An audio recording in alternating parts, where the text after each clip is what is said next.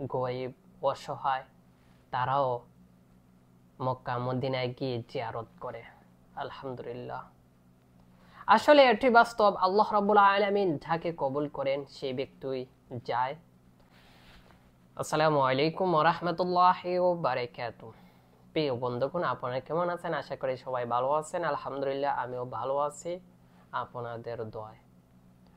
আমি আল্লাহ রাব্বুল আলামিনের কাছে শুকরিয়া আদায় করি যে মহান রব্বুল আলামিন আমাকে অনেক নিয়ামত দিয়েছেন এবং আজকে আমাকে কথা বলার তৌফিক দান করেছেন। রবের দরবারে আমি শুকরিয়া, আলহামদুলিল্লাহ। আমি আপনাদের সামনে কিছু অল্প গুরুত্বপূর্ণ কিছু আলোচনা করব ইনশাআল্লাহ। প্রত্যেকটা মানুষ চায় মক্কা মদিনায় গিয়ে জিয়ারত করার জন্য। কিছু কিছু মানুষের স্বপ্ন পূরণ হয়, কিছু মানুষের স্বপ্ন পূরণ হয় না। আসলে আমরা গরিব, বারবার ইচ্ছা হয় কিন্তু যাওয়ার তৌফিক নাই।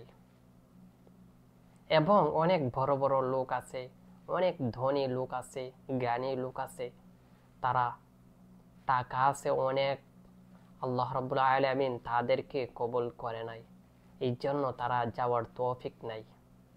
অনেক অনেক গরিব মানুষও আছে, সেই জায়গায় গিয়ে বলে লাব্বাইক আল্লাহুম্মা লাব্বাইক। আসলেই মক্কা মদিনা সবাই যেতে পারে না। কিছু কিছু মানুষ যায়, আল্লাহ রাব্বুল আলামিন কবুল করেন, এই জন্য তারা যায়। অনেক দেখেছি গরিব অসহায় তারাও মক্কা মদিনায় গিয়ে জিয়ারত করে। আলহামদুলিল্লাহ। আসলে এটি বাস্তব। আল্লাহ রাব্বুল আলামিন যাকে কবুল করেন সেই ব্যক্তি যায়। আল্লাহ রাব্বুল আলামিন যাকে কবুল করে নাই সেই ব্যক্তি কখনো যেতে পারে নাই।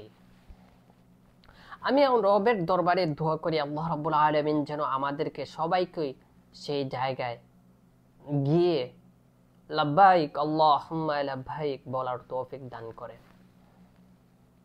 আসলে মক্কা মদিনা কতটুকু ভালোবাসি তা কখনো প্রকাশ করা যাবে না। আলহামদুলিল্লাহ, আল্লাহ রাব্বুল আলামিন যেন বারবার যাওয়ার তৌফিক দান করেন। সত্য এটাই, বাস্তব এটাই, মক্কা মদিনাকে অনেক অনেক ভালোবাসি। সেই জায়গায় গেলে নবী করিম সাল্লাল্লাহু আলাইহি ওয়াসাল্লামের ইতিহাস, সেই জায়গায় গেলে সাহাবীগণের ইতিহাস ভেসে ওঠে চোখের সামনে। কত না সেই জায়গায় কষ্ট করেছেন, কত আনন্দ করেছেন। দোয়া করি আল্লাহ রাব্বুল আলামিন যেন সবাইকে সেই জায়গায় তৌফিক দান করেন, বারবার যাওয়ার জন্য তৌফিক দান করেন। হে আল্লাহ, সেই জায়গায় গিয়ে আমাদেরকে জিয়ারত করার তৌফিক দান করুন। আমিন।